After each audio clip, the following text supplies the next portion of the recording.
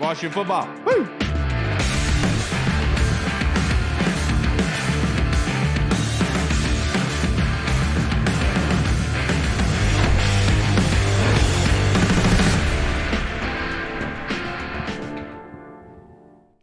Hello, everybody, and welcome to the Burgundy Zone. I am your host, Kyle, and I am joined by my two co-hosts, Michael Hall and Michael Reed. The Burgundy Zone is a part of the Frederick Podcast Network. You can find out more by going to www.listenfrederick.com. We are rejoined from NBC Sports Washington, Mr. Mitchell Tischler. How are you doing on this Wednesday night? Gentlemen, doing well. Thanks so much for having me.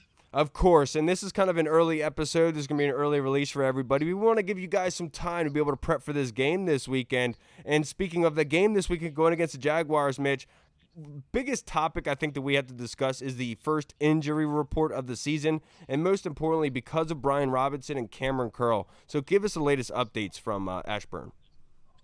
I mean, let's be honest. You guys are taping an early episode because it was the only time I could do it. So I appreciate your schedule around for me. That was mighty kind of you. First injury report was pretty good, I think, for the most part for the Commanders. I mean, the Cam Curl injury is quite alarming, I would say. I think it's a pretty major injury. He missed practice today. He was at the doctor.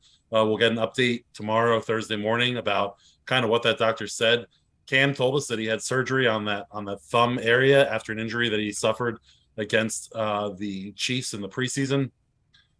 To me, I guess by the time this comes out, folks listen to this on Thursday, we'll have a better idea. But I'm going to be kind of surprised if he plays. I think this sounds to me like it's an injury that if he is able to play, he's going to have to play with a wrapped up club of a hand. And, I guess at safety, you can play with that, but certainly not ideal by any means, especially trying to make tackles. But ultimately, I think that Ron Rivera today at the podium talked about the slow starts the past couple of years and made note of it's not how you start, it's how you finish. And I think that part of that might be kind of how he plans on playing some of these guys who are coming off injuries, that maybe work them in early, but not necessarily put them in a bad situation. And I think this Cam Curl situation might look that way, where he might be able to play, but it might be, the better part of valor to have him sit out a week or two and make sure that he's, ready to go when they finally put him out there. But that injury is quite alarming.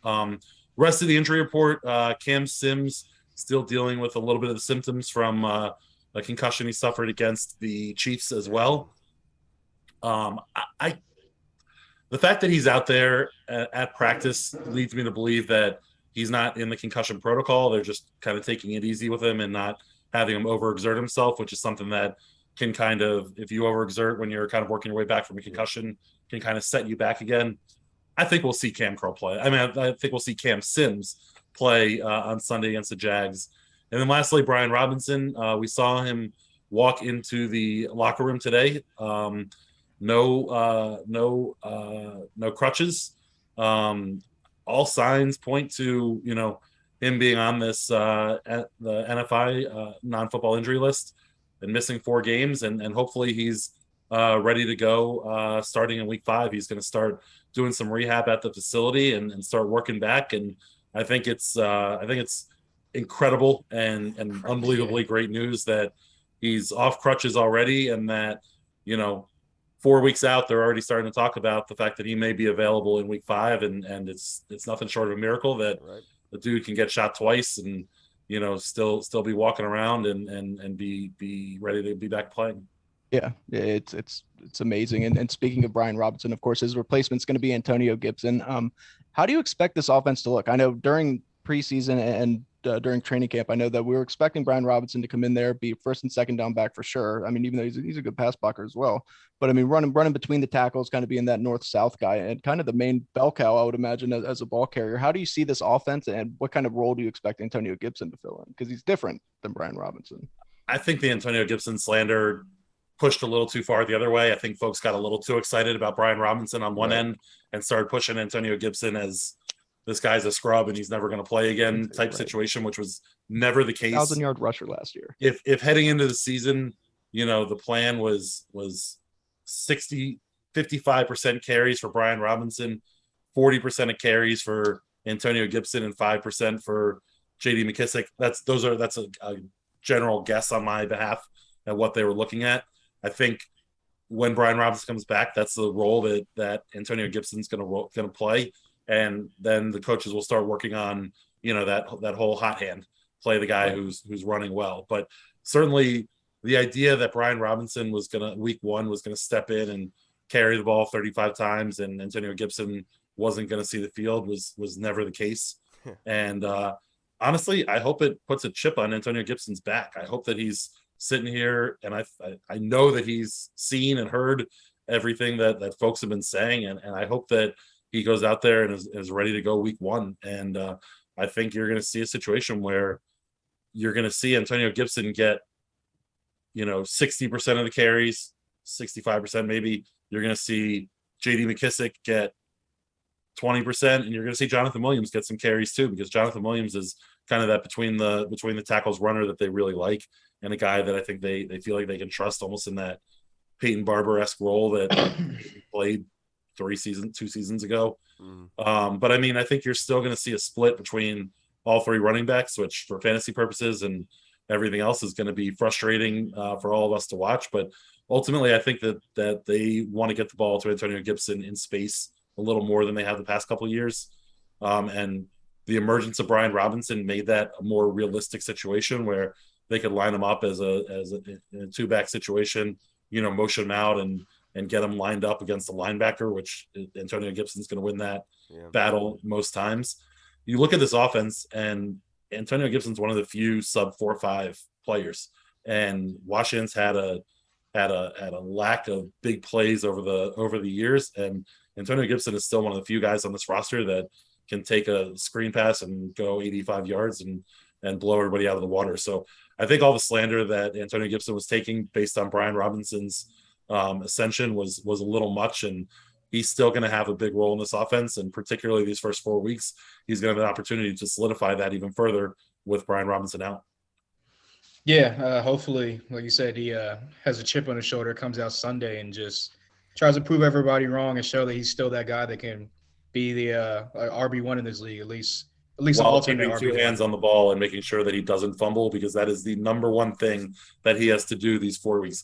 If he doesn't fumble these 4 weeks, he's going to make the coaches make a decision about how they want to use everybody. And I think that's going to be the biggest thing he's got to pay attention to. Definitely. So sticking with Sunday, and also kind of just looking forward to the rest of the season as well. A lot of the talk this offseason has been about, especially after the first couple preseason games, has been about the offense and kind of what Carson Wentz is going to do and how he's going to look. And then the third down defense that's kind of didn't look as good during the preseason, kind of carrying over from last year. So on Sunday, what do you think is more important? And I guess going forward as well, the way that Carson Wentz plays in this offense, or the third down defense and them getting stops? I mean, I think how Carson Wentz in the offense plays, it's an offensive league.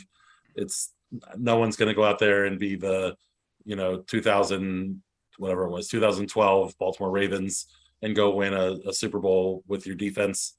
Obviously you need a defense to win football games, but this offense is going to have to score points. And I think, this, just like we were talking about the slander on Antonio Gibson, the slander on Carson Wentz has gone off the charts from the national media.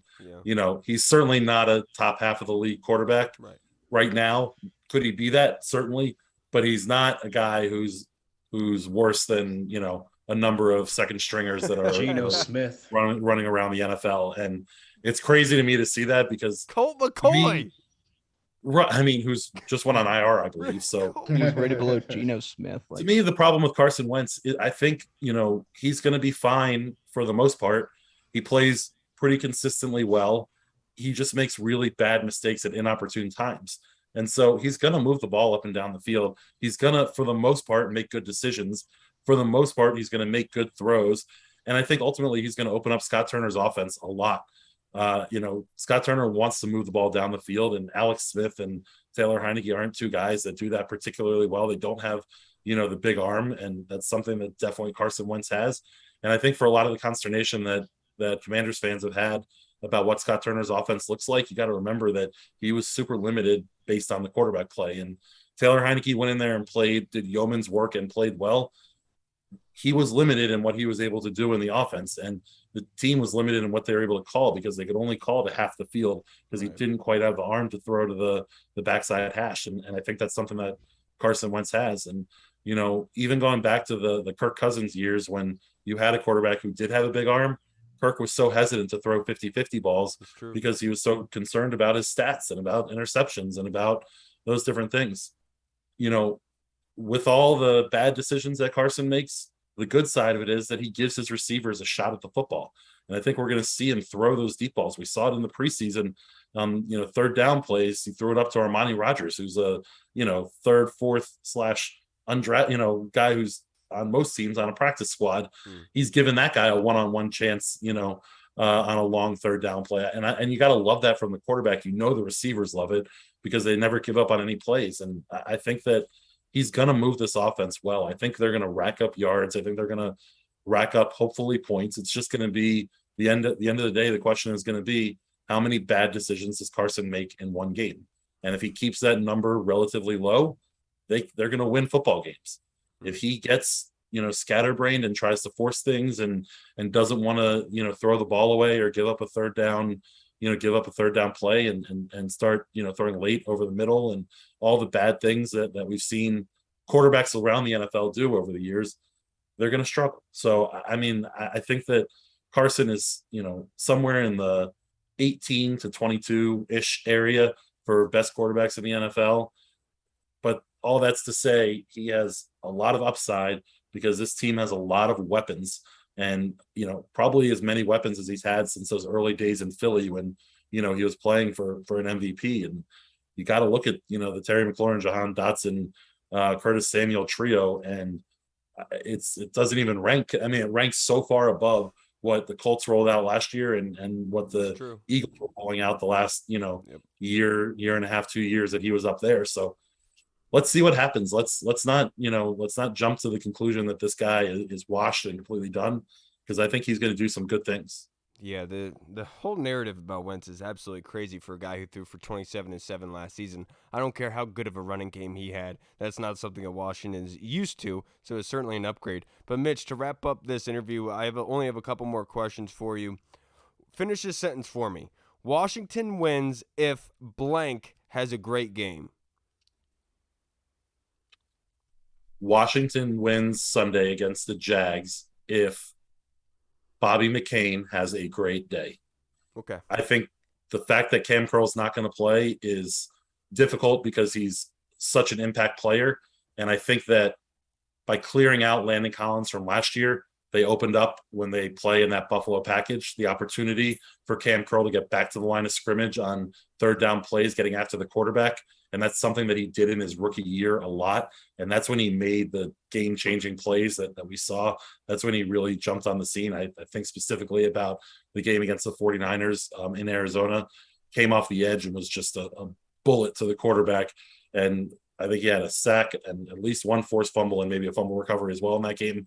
He was really, really good. And I think the fact that he has this opportunity now to rotate between the safety positions when they have three safeties on the field, the fact that he's not going to be there is a big deal, because his replacement, probably direct replacement, is going to be Derek Forrest, who I have high expectations for, and I think he ultimately will be good.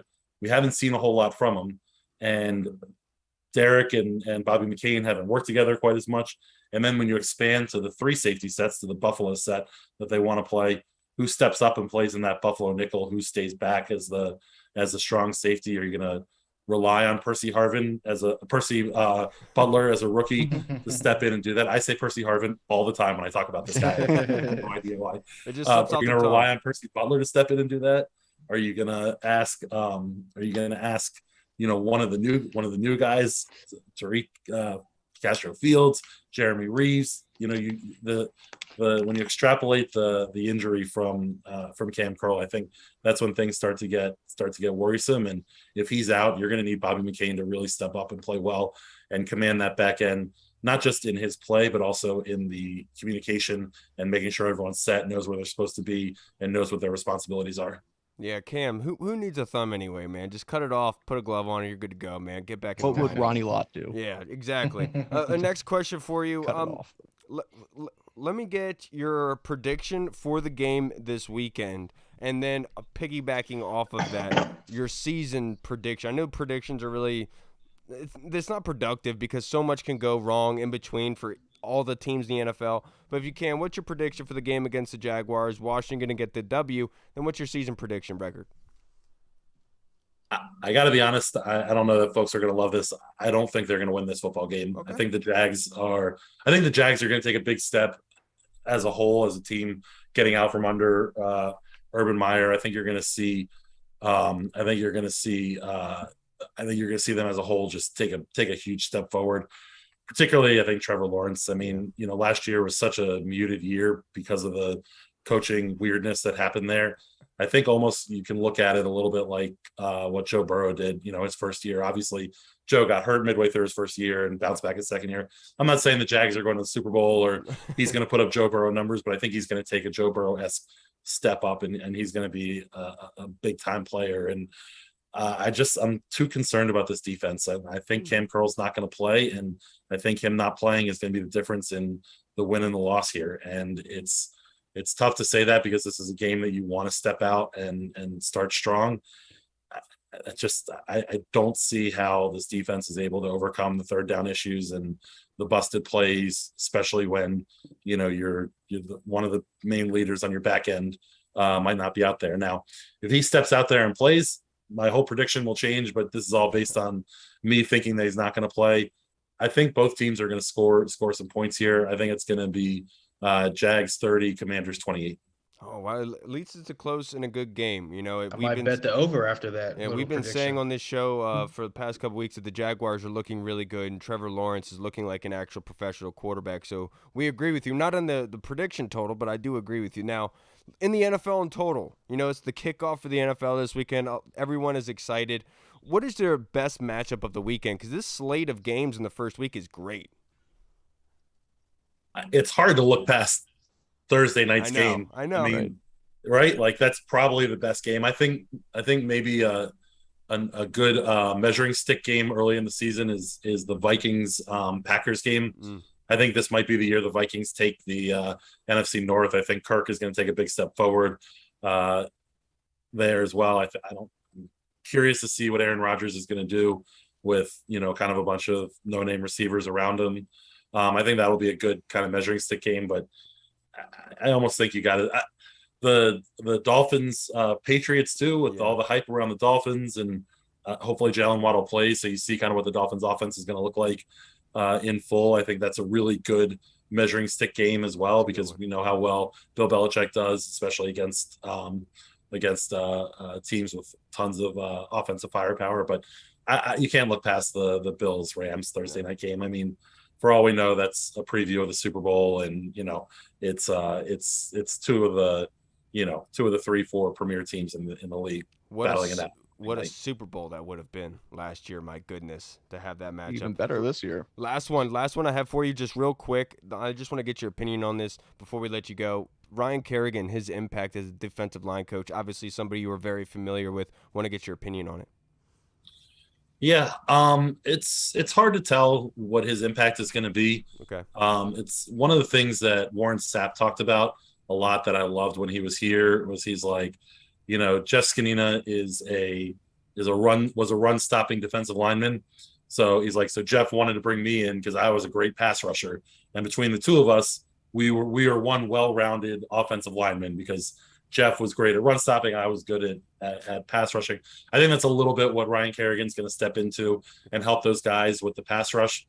I mean, you talk about the third down issues. The third down issues start with the inability for those four guys to rush as one. And certainly against the Chiefs, it was pretty apparent that there was some confusion about how those guys were supposed to be rushing, and you could see some hesitancy as they were going after Pat Mahomes. And Trevor Lawrence isn't Pat Mahomes. In fact, pretty much nobody else in the league is Patrick Mahomes. So you take it a little bit with a grain of salt, but at the same time, what standard are you trying to play to? Are you trying to play to a Super Bowl standard where you can compete with every team in the league? Or are you going to write off when you play these great quarterbacks and be like, well, that's just Tom Brady or that's just Aaron Rodgers, Fair. And where's that? Where do you draw the line? Oh, that's just Dak Prescott. Mm-hmm. That's just Jalen Hurts. where's that line drawn? At some point, you need these guys to step up, and I'm hoping that Ryan Kerrigan can step in and be kind of a sometimes when you bring in a younger voice, a guy who can relate more to the players, who was just there, just did it. Obviously, some of those guys played with him there. I'm hoping he's able to get through to everybody and kind of help get this whole thing moving in the right direction. I'm hoping that the departure of Sam, no Sam Mills slander here. I think that there were some issues there in that defensive line room, but I'm hoping the departure of Sam Mills allows these guys to grow as a cohesive unit and get after the quarterback, and honestly, and continues to build until Chase comes back, because last year this defensive line was better after Chase Young got hurt, and you never want your most athletic, arguably best defensive player to be a hindrance because the team can't figure out how to all work around each other. So I'm hoping that all this builds together, and that Ryan Kerrigan's a unifying voice in that room and is able to get everybody moving. We'll know early on in that game if you see the Red Sea split and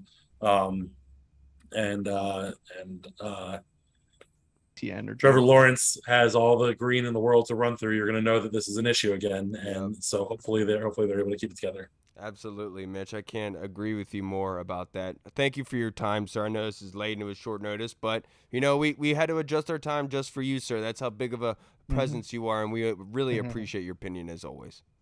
Hey, I appreciate you guys. Thanks so much for having me. Thanks for being flexible with me. Of course, brother. Have a good night, Mitch. Until next time.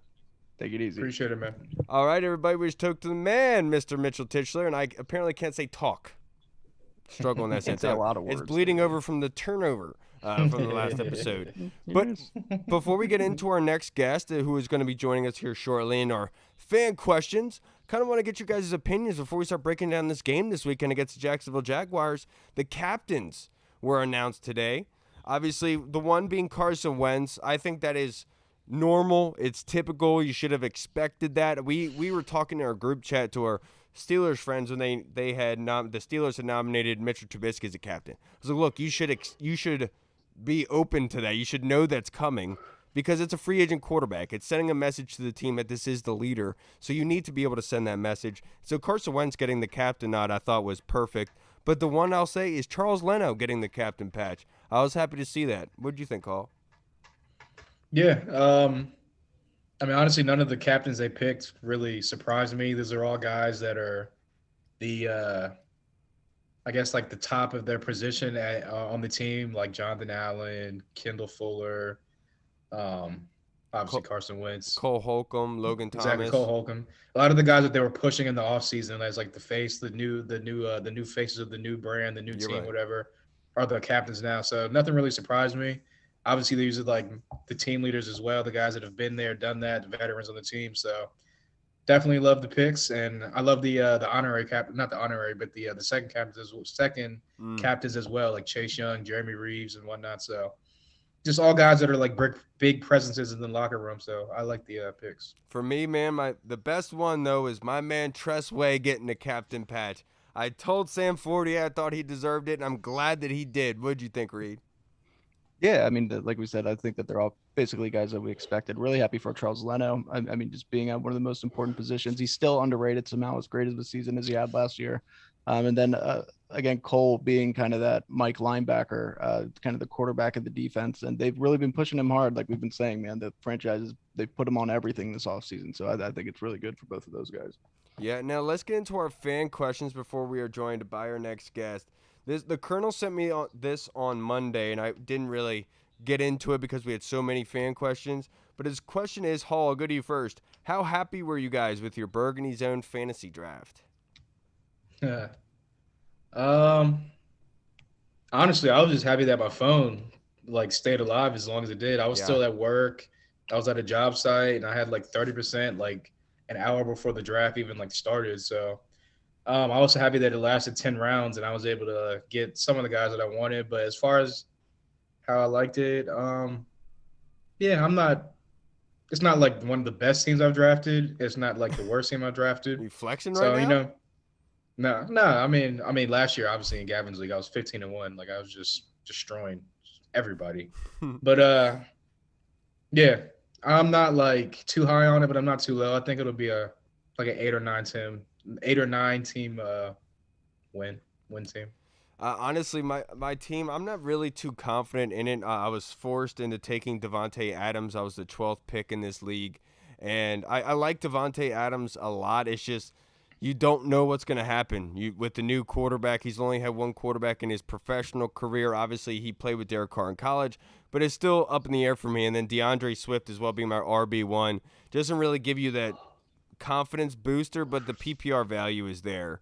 But the double flex, I think double flex is the way to go, man. But I'll say, all I know is I'm the 2-time champ. We've only done this for 3 seasons. I just hope one of you guys has a good enough team to be able to compete. Yeah, well, if anybody, it's going to be the other champ, and that's old dad. You know what I'm saying? Somebody has to come and beat us, man. Yeah, no, I like my team's all right. I mean, my wide receivers are a little thin, a little concerned about them, but my running backs, I like my running backs. I was forced to take Saquon, and I think it was like the 4th round, just because it was too high to pass up. But if he has a big season, which he could if he stays healthy, I mean, then I like the trio of Najee Harris, Saquon Barkley, and Travis Etienne. I think that'll be a pretty good. I do like my wide receivers. I was actually just looking because I was like, I don't even really remember who I drafted, but I do like my receivers. I got Amara St. Brown, and Justin Jefferson. So I feel like those are 2 heavy PPR guys. So, and I got Brandon Ayuk, who's apparently Trey Lance's like favorite target. So can't be too mad at my wide receivers, I guess. Is that really a vote of confidence? Not really. I'm just trying to talk myself into it. I know Brandon Ayuk has a lot of PPR upside. He does, yeah, but it's just hard to trust a wide receiver with a last name that of a noise that Goofy makes. I make that joke every time we have him. Ayuk. All right. The next question from the Colonel. Our next guest will be joining us here shortly. But his question is, in Ron Rivera's press conference today, he commented that it's not how you start, it's how you finish. Do you guys feel that our schedule will allow us to finish strong, especially with the late bye week and the Giants twice in 3 weeks? Reed? Yeah, Reed can go. Sorry, I meant to say Reed before I asked the question. I'm sorry. It's my fault. It's all good. I mean, obviously having Dallas as the final game is always going to be tough, but then again, they may have something locked out. Who knows? Maybe their seeding gets set if they go that well, or they'll have a disappointing season. But the Giants thing, it's weird that just facing the Giants like back to back like that. I know that there's a bye week in between, and the Giants, it's a divisional game. I know that the Giants should be that good this year, but I like it. I mean, I think so. Hopefully, also by that point, hopefully the Browns will maybe just be sucking. We won't have to worry about the masseuse bandit, so maybe he won't be playing at all, but other than that, I like it. I think it's set up. I think that we're primed to go on either an early or mid-season run, and maybe we'll get some confidence going and when we play some of these better teams. But I think our entire schedule is not brutal, so Yeah, well, I think this is just the mantra of Ron Rivera's kind of teams that he's coached throughout his career. They typically do well later on in the season, but I will say in this season in particular, I do think the schedule isn't mapped out for them to do well in the later half of the season. I think the injuries and the natural progression of the gelling of the overall team is what's going to have them finish strong, because you're adding a new quarterback. It's going to take time to gel. Chase Young coming back from his injury. It's going to be in the second half of the season most likely. And Brian Robinson getting back to form most likely going to be in the back end of the season. So I do think they are primed to finish strong in the back end of the season. But that doesn't mean they can't finish or start strong in the same breath. You could still have a hiccup halfway through the season and finish strong. Just depends on who's playing well at the end of the year usually. But it all depends on how big of a hole they dig themselves in early on in the season, because that's usually what hampers and is a thorn in their backside throughout.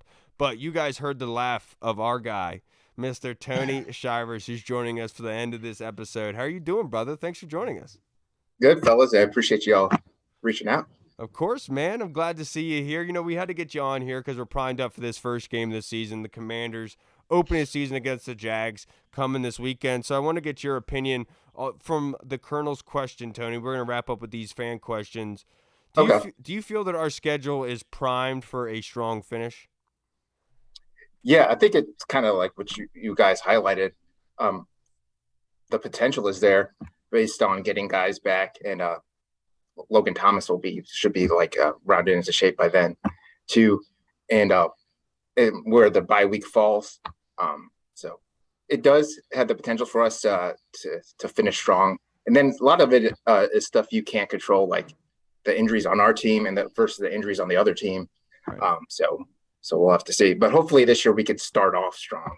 Yeah, That's years perfect past. because like like you talked about, like it doesn't really, like you can get hit by that injury bug at any time. We Right. saw that last year. Like we were finally on a roll, seemed like everything was going right, and then the freakiest injuries happened in COVID, and it was just like after that it was just like we're facing Dallas and we're down 58-7 or whatever it was, you know. So it's, Brutal, absolutely brutal. Yeah, thank you, Tony. That was great.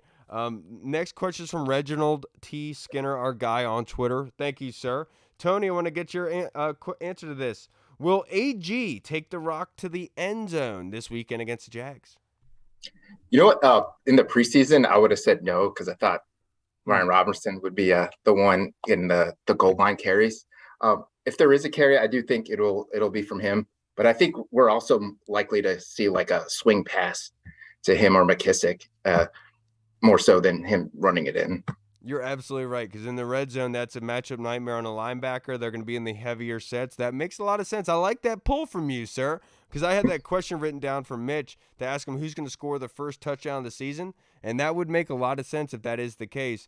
But I do think that with AG, I'm not sure if he's going to find the end zone, because I would more bank on the fact that it's going to be like a Carson Wentz kind of play action fake rollout sort of thing in their red zone, or possibly a deep pass or whatever have you, or Logan Thomas, Cole Turner, John Bates getting a touchdown. I'm not too worried about AG getting a touchdown this weekend. I'd rather him be used on the outside. Now, if he breaks one, then sweet. Everyone's happy. AG's confident rolling into the season when we need him to be.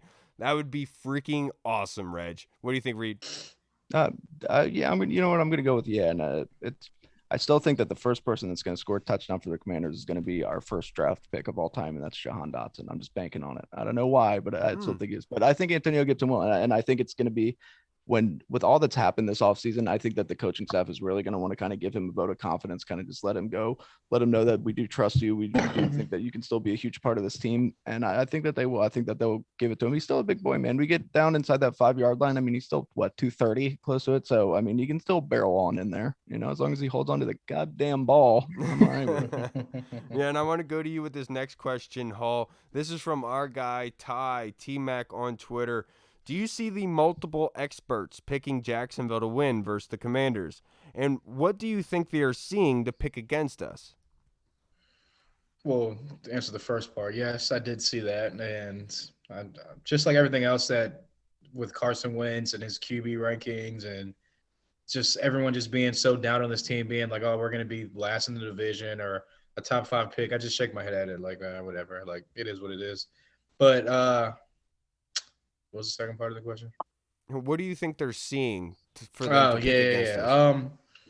I think they're just looking at it as the Jaguars got nowhere to go with up from here. Like, they were just so bad last year with Urban Meyer and everything going on. There's nowhere to go with up.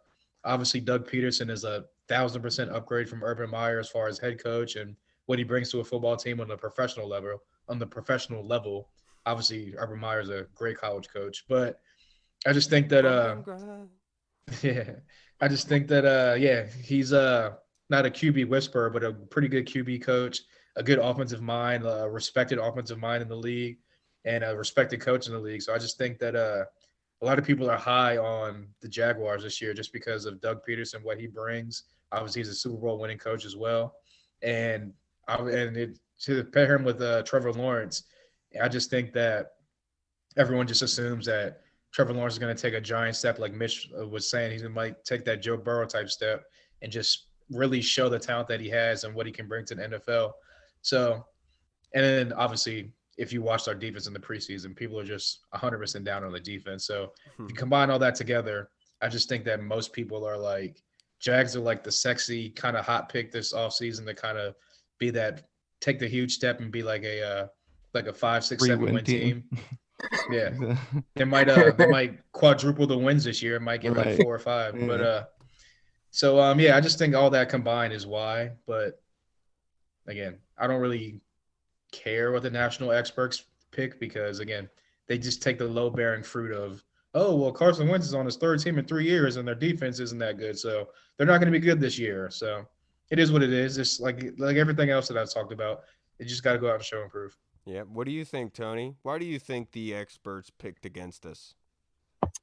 Yeah, I think a lot of it is this weird hate that the experts have for Carson Wentz. So they're like it's ingrained in them to root against him. So they kind of want to see him fail. And then I think also it's just some of it's also just laziness because the big name is Chase Young on our team and he's out. And more people should know Terry McLaurin and all these other, our offensive line and stuff, but they don't want to take that extra step to do that. And lastly, it's like Hall said, the coach is good. They now have a good coach, and the media actually loves him. So they're rooting for the Jags to do better because he's the polar opposite of Urban Meyer, his clown show.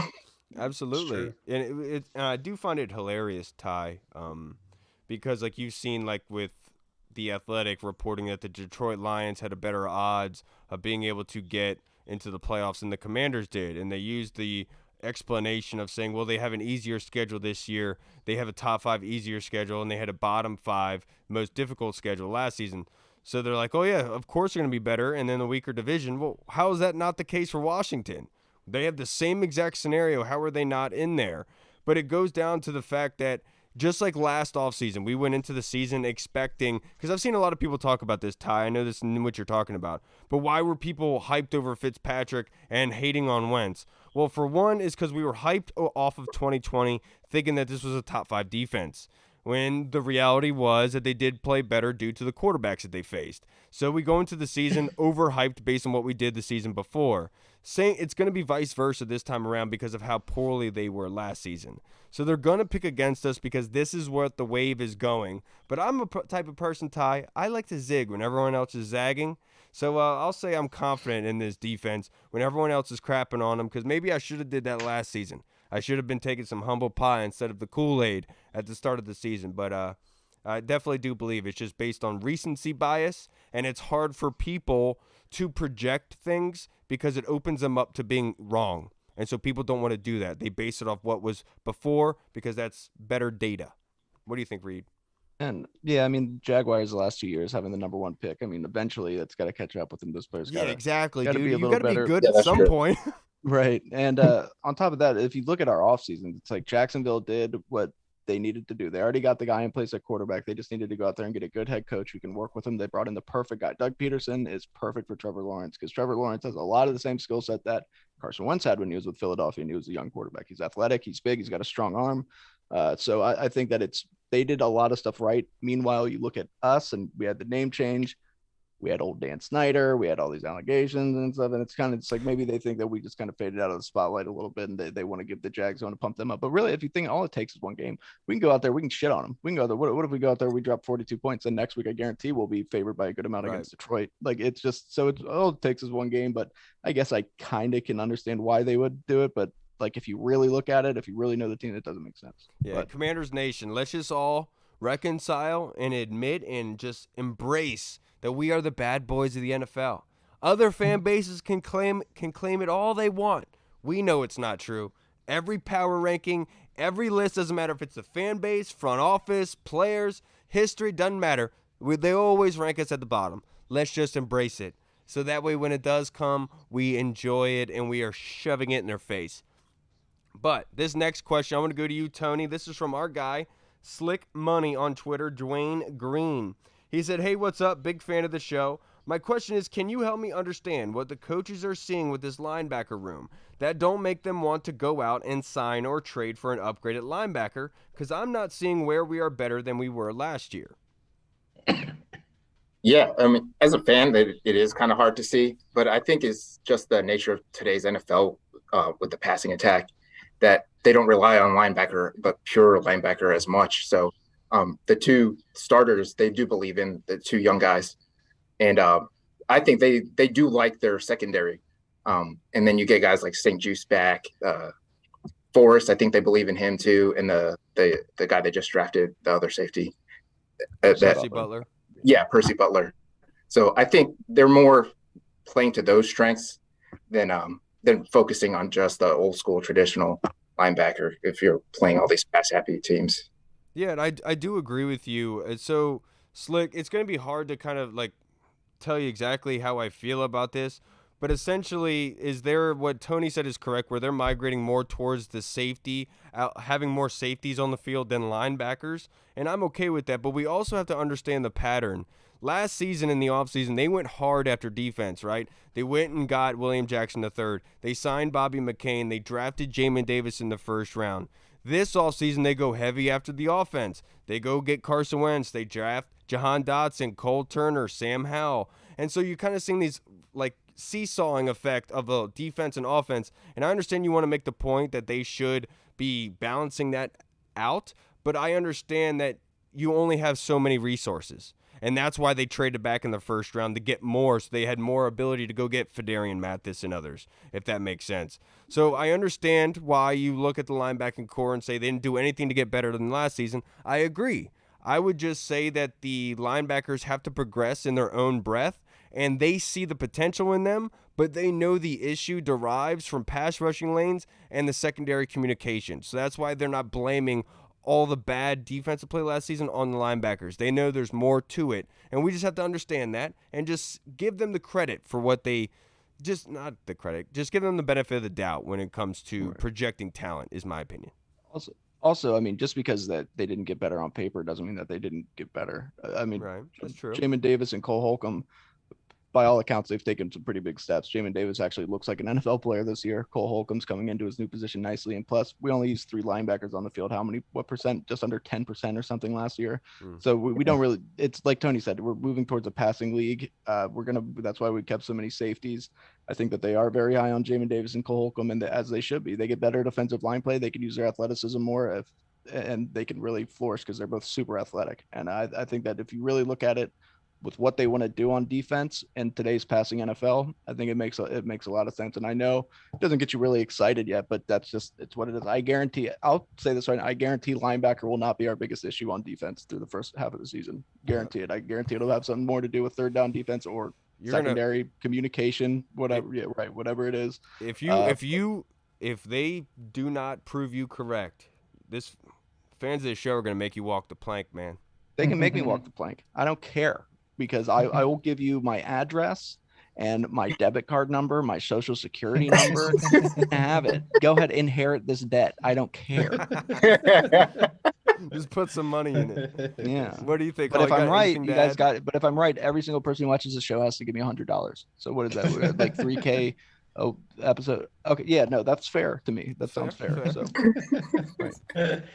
Right. Well, as long as you break me off, I'm 100% cool. Yeah, no, let's not get too high on ourselves, but okay.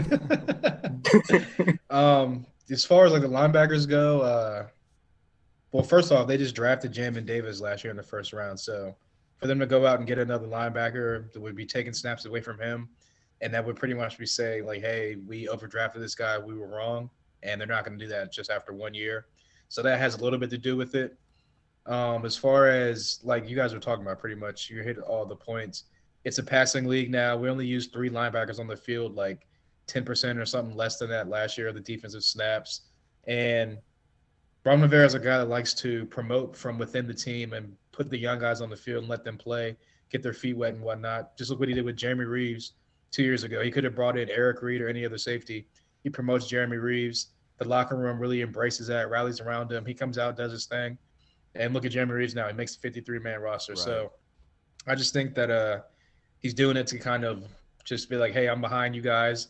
I stand behind my players and my guys. I'm going to rally behind them. And if it pans out well, it's going to be great for the locker room, great for the team morale. If it doesn't, then Ron's will be the first one to say it's on me. The blame is on me. Well, he'll probably put it on Jack Del Rio first, honestly. But secondly, he'll blame himself. But yeah, so I just think that they just don't want to admit that they were wrong about Jamin Davis, even though it looks like Jamin is coming into his own. So I just think all that tied together, they're just like, and again, if they need a linebacker, I think that next year is when they'll address it, maybe possibly, if they see the same pitfalls this year. But I think that they're confident in what they have this year. Yeah, I appreciate you, Slick. I appreciate you sending that question. I know it was it's a hard one because it's aggressive, but it's all good. This next question, I'm going to go to you, Tony. It's from our guy Tim Towner. It's a great question. Can we win the division if we lose to Philly and Dallas in weeks 3 and 4? Yeah, because it's just 2 games. Depending on the games 1 and 2, it might not, it might not be good if we stumble into one of those first 2 games. But I think that early in the season, you can't write off the season if you lose those games. No, and look, this It's just too early. Yeah, this weekend is for first impressions, right?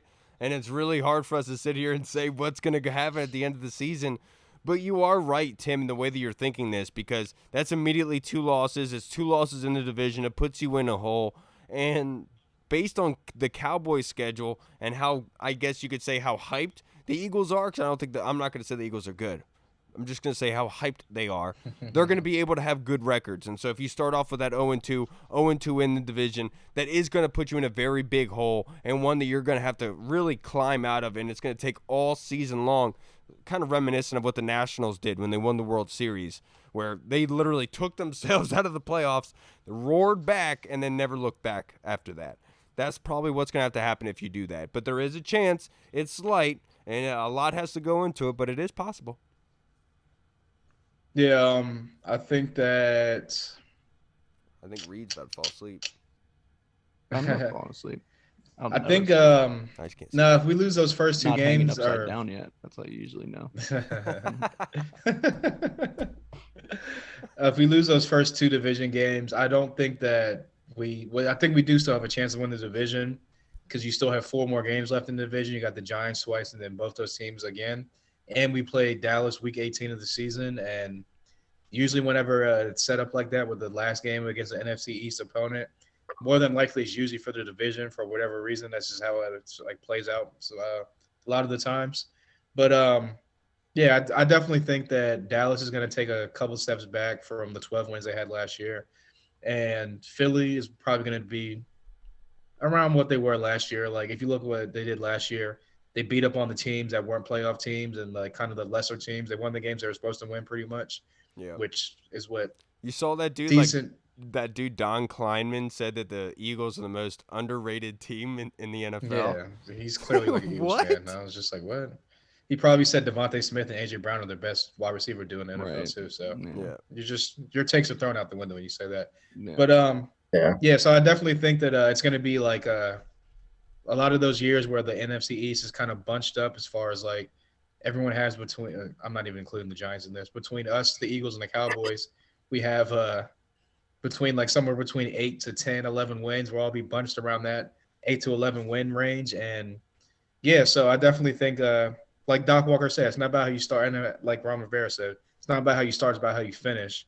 And so if we can come down the stretch playing good football in November and December, I think that we have a chance to win the division. But like you said, losing those 2 off breaks puts you in a hole, but you just got to make it up on the back end with the other 4 division games as well. Yep. Now, let's wrap up this episode by previewing, breaking down, and predicting the wins for the weekend. And the last game that we'll do is the Commanders. We can do this rapid fire or we can do with big explanations. Doesn't matter. But let's start it off with the NFL kickoff. Both?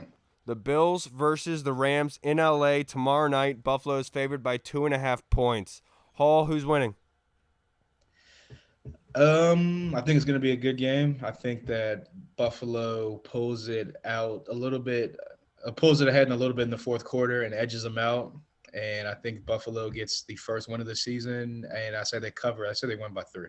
You say they win by 3 and they cover? Okay. I think the Rams win this game. I think the acquisition of Bobby Wagner is going to showcase itself tomorrow evening. It's going to stifle Josh Allen. They've been hyped over this offseason. Let's see how they embrace the actual limelight, the spotlight, being on the front page of the NFL, so to speak, being the faces of the NFL. Let's see how they respond, because the Rams, they're going to come equipped. Sean McVay had a whole offseason to prepare for this Buffalo defense. That's going to be without Tre'Davious White. It's going to be an explosive game. I couldn't. What's the over under 100? My goodness, this is going to be awesome. What do you think, Tony? Who's going to win? Yeah, the Bills are obviously hyped for good reason. They're a good team, but I think the Rams are going to pull it out. It'll be a close game. and also I think it's prime time. I think Aaron Donald is just going to show out. Everyone's talking about the other team. I think he's just going to go nuts. Reed? Yeah. So I don't think that there's been a Super Bowl winner in recent memory that I can really think of that's been kind of as disrespected as the Rams have been. Nobody really seems to be picking them to win the represent the NFC in the Super Bowl again. I think they probably will. I think they're a very good, well put together team. That being said, I do think that the Buffalo Bills, named after one of my favorite fictional serial killers, man, the Buffalo Bills. I think that they're a very good team. They have all the right pieces. I love Josh Allen. I expect his ascension to continue. And even though they don't have Tre'Davious White, I still think that this defense can get it done with Matthew Stafford with his tendency to turn the ball over. I think that Buffalo's going to win this game. The Mikes are right. Yeah, Reed, let's keep it with you. This next matchup, going to the NFC South, the Saints going to the Atlanta to face the Falcons. New Orleans are 5.5-point favorites. Who's winning this game? Old J-Mo's going to make that W and eat it right there in the middle, baby. Just like some crab legs. He's stealing one.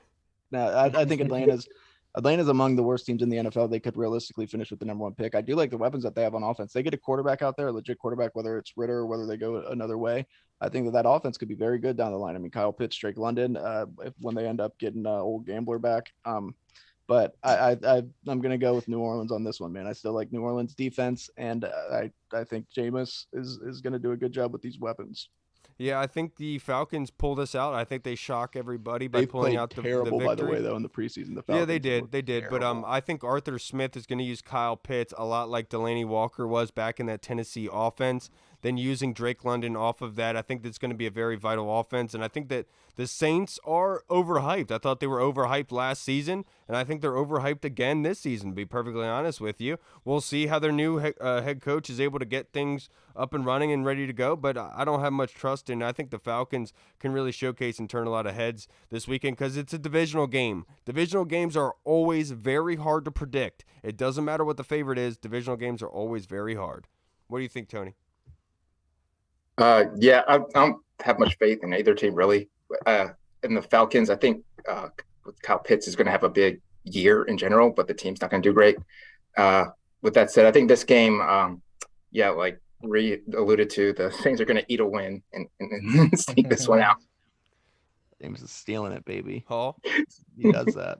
Yeah, I got this being a little bit closer than people think. I think that it's going to be the offense is going to struggle a little bit for the Saints. It's going to take them a little bit to get going, but I think they have a pretty good defense, and I think that defense is going to be too much for Mariota and the Atlanta Falcons. So it's got a low-scoring game, but I think that the Saints pull it out eventually. All right, I'm a lone wolf here. That's cool with me. Next game, we'll keep it with you, Hall. I mean, this should be very easy for all of us, I think. Is there anybody here who's going to pick the Bears to beat the 49ers? No. Nobody?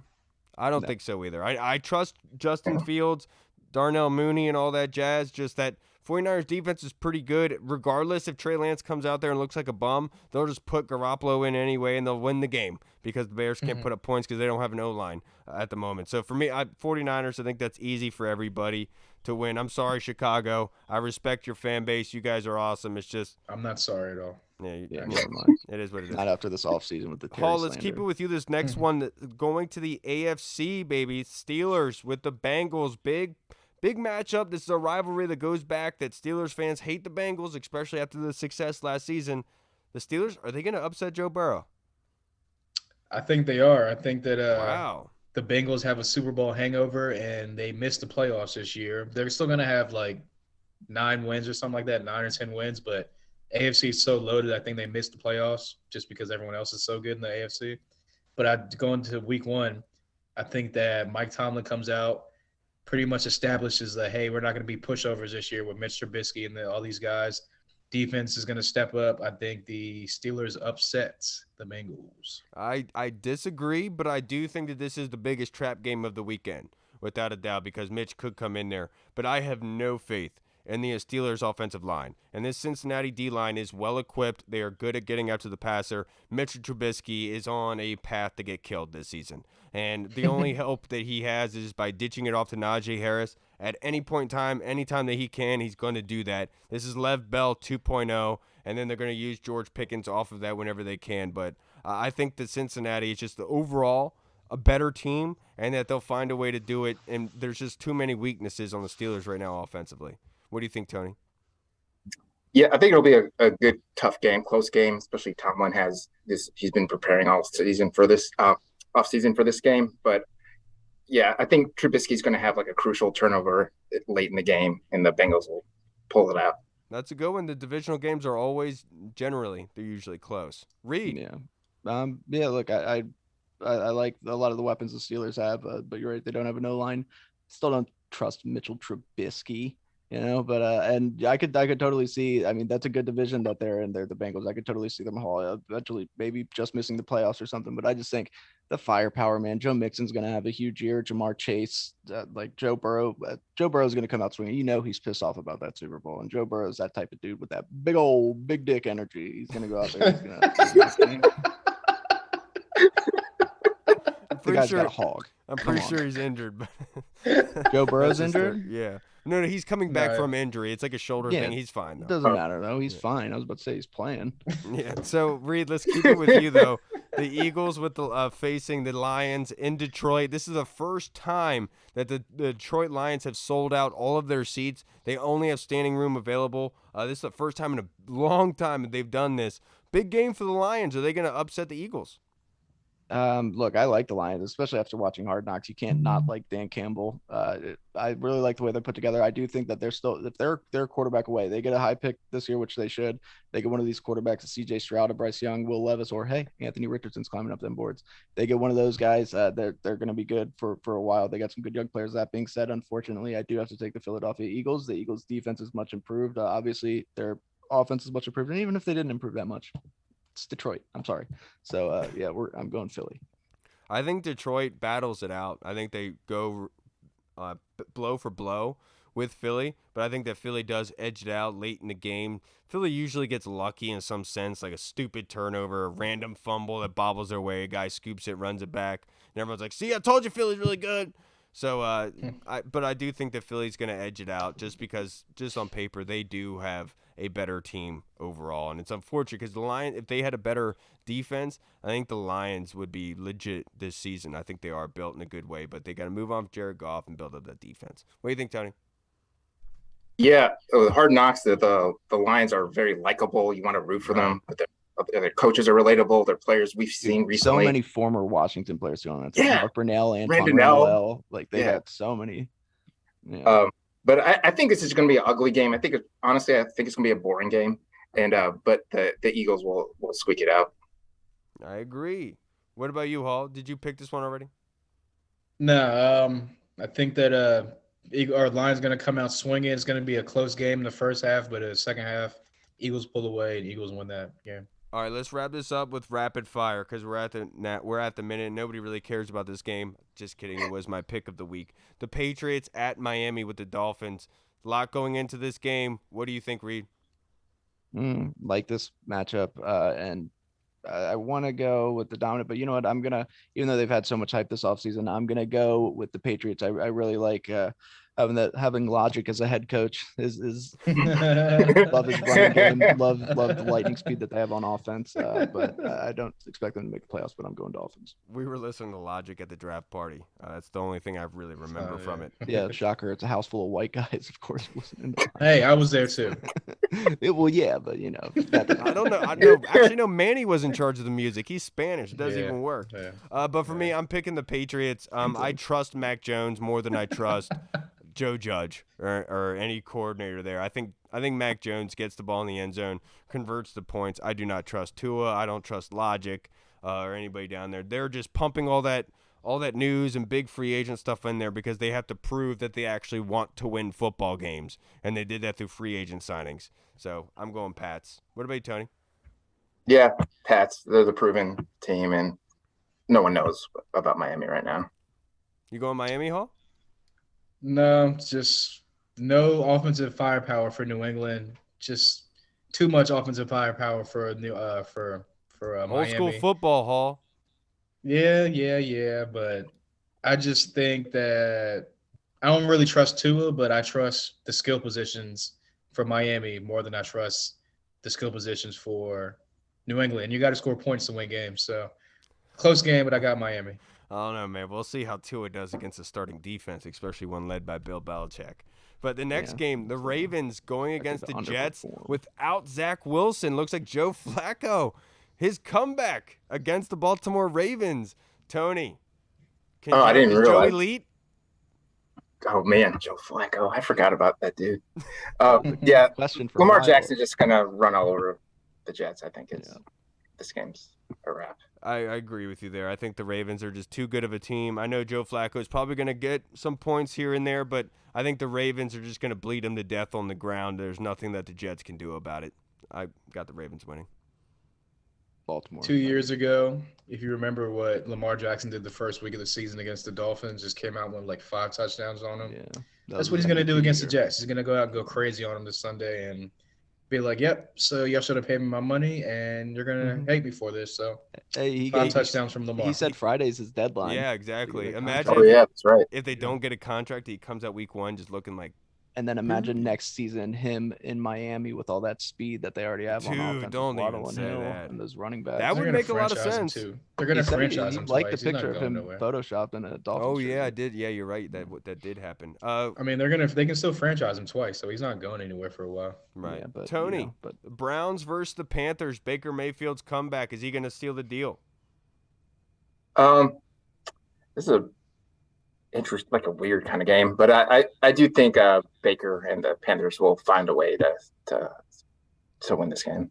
Yeah, I think I trust my man Jacoby Brissett. I think Jacoby's going to get it done. I think Myles Garrett is still pissed off about Mason Rudolph not getting the starting job in Pittsburgh. He wants to take his anger out on somebody, and it's going to be Baker Mayfield. So, yeah, I got the Browns winning.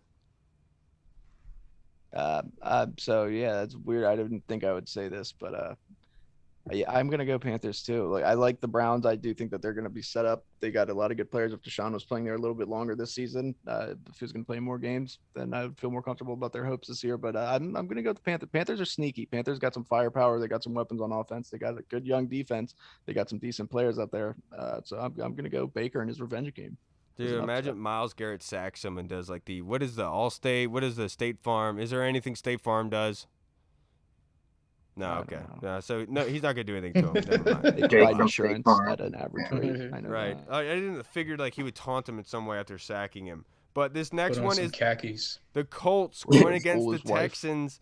The Texans are a good team. They're underrated, but the Colts are 7-point favorites in this game, Hall. Do you think the Colts are going to beat the Texans easily like Vegas does? I don't think it'll be easily. I think that it'll be a closer. I think that Houston covers the spread, but I think that the Colts end up eventually winning the game. Just too much Jonathan Taylor for them, and not enough playmakers on either side of the ball for the Texans. So I got the Colts, but in a squeaker. I think this is probably going to be one of the best games of the weekend. I know everyone's talking about Jonathan Taylor, but Dameon Pierce being named the starting running back for the Texans. The Texans have gotten a lot better. Obviously, a lot of people are down on them, but I do think it's going to be a great divisional matchup, and I think the Colts offense is going to come out. It's going to be slow. Alec Pierce was named as their wide receiver too, kind of showing you about their playmakers there. So I don't think it's going to be an offensive. He's also done really good this camp, though. He has, and it's going to be an offensive kind of game set up, but I do think that Davis Mills and the Texans edge out the Indianapolis Colts, and they get the victory to start the season. The Texans are trending up, baby. I don't see it, man. They're the Texans to me, and I don't see how they've improved too much. You got a problem with Texas? Yeah, no, pretty big one right now, actually. Yeah, they're like their own country. Like it's so crazy that they're part of Florida. us. But no, I'm gonna go with Indy. I just think Indy's still a good team. I hate them. I don't like them after what they did, but they're a good team, and the Texans are the exact opposite. The Texans are going to be in contention for the first overall pick. Let's go fast, rapid fire, real quick. Indy. I'm going Indy, and here's why. I think that Indy. Giants, I think Texans. that what the Indies. Giants, Titans. I mean, I'm gonna go Titans. Titans.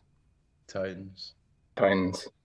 Packers and Vikings in Minnesota. Green Bay is favored by 1.5. Reed. Green Bay still. Going old Kurt. I'm going Minnesota. I think the Packers just come out week 1 and apparently look terrible like they did against the Saints last year. They did. Could easily see that happening. So I'm going with the Vikings winning opening game. Tony? Yeah, Vikings. I think Lazard might be out for the Pack, so I'm gonna go Vikes. Antonian's injured too. Chiefs and Cardinals, one of the most underrated matchups of the weekend so far. Tony, who wins? I think this will be an electric game, but I'm gonna go Chiefs. All right. Yeah. What do you think, Reed? A lot of scoring, Chiefs. I'm going Cardinals. Hall? Kansas City, Juju Smiths. Why, you're so high. I cannot stand Juju. Cannot stand him. Raiders and Chargers. Ooh, My I'm Dark going Horse Super Bowl, the man Chargers. Herbie. I think Herbert comes out, puts a claim to his MVP week 1, starting off the season right. MVP of the league, Herbert. Justin Sherbert. Yeah, I'm going with the Chargers, even though the Raiders did a lot to get ready and build up their offense this season. They're also getting rid of all their former picks by Mike Mayock, so they are depleted in a sense. So I'm going to go Chargers just because they are a well-built team. Did anyone else not pick this game? Oh yeah, I'm gonna go Chargers too. My The Raiders made some upgrades, but I think the Chargers. All right, Buccaneers and the Cowgirls. I mean, it's easy. I think the Buccaneers are going to win this. Yeah, look, I can't vote for the Cowboys right now, but Yeah. Yeah. Bucks. Tom Brady has a whole bunch of frustration against Giselle. He's going to take it out on Minka Persons. You know, it's going to be a Yeah. big whole thing. and when he retires, Cowboys within a are gonna year, win he this will be game. arrested for domestic abuse. I'm going to act like I didn't hear that. Cowboys are gonna win, and everyone's gonna be like, "Oh, I told you you're going to the Super Bowl." Going to Super Bowl. Broncos, Seahawks. Russell Wilson's Broncos comeback. are gonna destroy them. Yeah, Denver. Broncos. Broncos easy, yeah. All right, guys. Let's ride. Listen, last game. Jaguars at the Commanders. We haven't given our predictions yet for this game. Here it is. Tony, start us off. You said sir. rapid fire. Hurry up, man. Jeez. It was rapid fire to get to this moment. It was rapid fire to get to here. So, Tony. Just joking. I'm gonna go 27-17 Commanders. I think this is the game we see the offense really take a step up with a quarterback who can actually throw it downfield. And I think Curtis Samuel, they're gonna use him in creative ways. You're gonna see him run the ball too. I think that's where I'm looking. I love that you said that Curtis Samuel being used in the run game, especially after losing Brian Robinson. It would make a lot of sense to use all the assets necessary in order to run the football well. I love to hear Curtis Samuel there. What about you, Reed?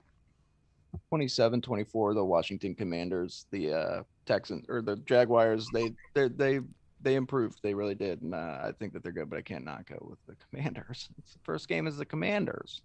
We don't know what they're going to be. Yeah, I think the Jaguars did get really, really good in this offseason. They've obviously gotten to the point where they should be getting to this point. I think a lot has to go with Urban Meyer and what he did last season, how he really brought down that team, because I think that's why a lot of people are ranking them so high and picking them to win, because they're thinking that Urban brought that team down more so than anyone else being the issue there.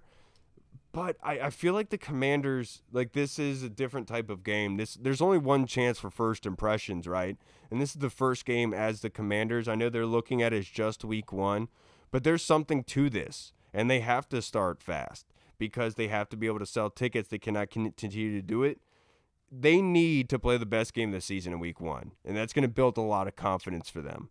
And I do think it's going to happen. I think the Commanders are going to win 24-20. I think they're going to force 2 field goals on the Jaguars, which is the difference in the game because Washington gets 3 touchdowns and 1 field goal compared to 2 touchdowns and 2 field goals. You only get one chance to make a first impression unless the person that you're meeting has Alzheimer's. And remember that for the rest of your life, because that's a fact. So wrong. 51st games. So my head is telling me that the Jags are gonna come out and squeak this one out like a 2 or 3 point win. But Listen to your heart. I'm gonna follow my heart on this one, and I'm gonna say that I'm gonna flip it. No. Remember from 2020, one of us has to do it. I know.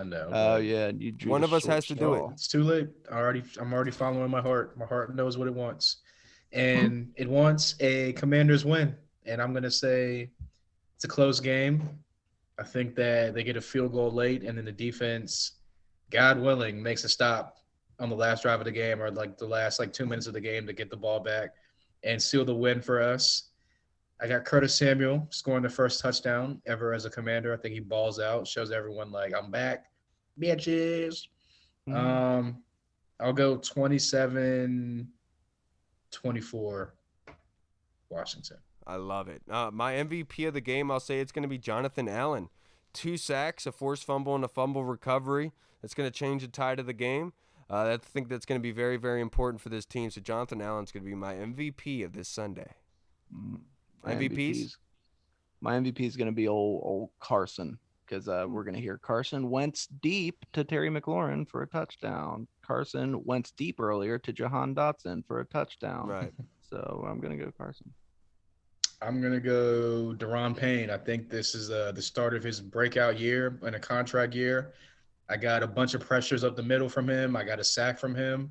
And, I got Daron Payne as MVP. You did What'd catch you a say? sack from him at the draft event. Remember that when he found you in the bathroom? Whoa.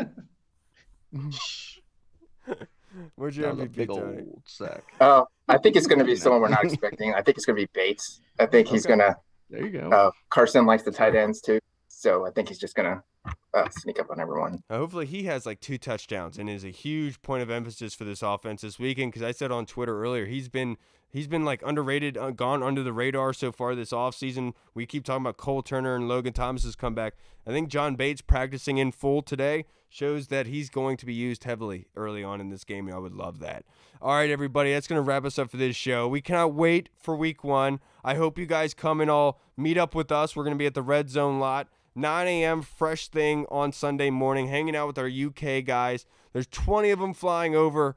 Hopefully we get to see you at the game. Have fun, everybody. And Tony, obviously you're one of the more supportive people of this show. I think there's only a handful that we could say off the top of my head that even come close or equate to what you do for us. And I can't thank you enough for coming on here and just being able to talk football with us so late, brother. I know I'm sure it's a lot for you, but I can't thank you enough for doing it. Nah, appreciate it. I always love just chopping up with you guys. My man. Yeah. Tony, until next time, brother. Are you going this weekend? No, but I'm going to the meetup to catch all the UK boys on Saturday. Okay, sweet. Yeah, Okay, so you're going to that's- Theismann's yeah. in Alexandria. Yeah. Okay. All right. Well, tell them I said what's up. I'm seeing them obviously on Friday. They're flying in tomorrow. Have a safe weekend, everybody. Have fun. Get to the game. We got to represent, please. Let's represent. That's all I ask. One time. Football is finally here. Please come Yeah. back home. Come back Please. home. Let's celebrate. No one's going to yell at you. No one's going to make fun of you for being there in a Commander's jersey. Just come and celebrate, man. Wear your Redskins jersey. Nobody cares. Just come and celebrate. Unless Let's they have lose, fun. and everyone's gonna make fun of you. Look, honestly. let's It's be probably depressed. Let's be depressed together. We can hang out. We can hug one another like you and Reed do all the time. We can just talk our things out. All right, everybody. I'm Kyle. Sweet butts. Oh, and I'm still waiting for that hug, Reed. Virtual Oh, man. baby. It's holding out. Woo. Virtual. All right, everybody. We'll see you next week on Monday. Have a safe weekend. Let's go, Commanders. First time. Well, there's only one chance for first impressions. Let's make sure it's a good one. All right, everybody. Washington football. Woo! Hey, what's up, everybody? It's Kyle. I just wanted to say thank you so much for watching. And if you liked what you saw, make sure you hit the subscribe button and the notification bell. That way you get notified when anything new is uploaded to the channel. Also, we just launched theburgundyzone.com. You can go there and find all of our latest news, articles, and the latest episodes that are uploaded. Again, we also have the Discord chat server, where all of our VIP folks are in, like Andy Burrows, Scott Hartley, Sergio Martin is in there as well. Don't miss out on the Discord chat server. Go and check that out. Until next time, everybody, Washington football. Woo!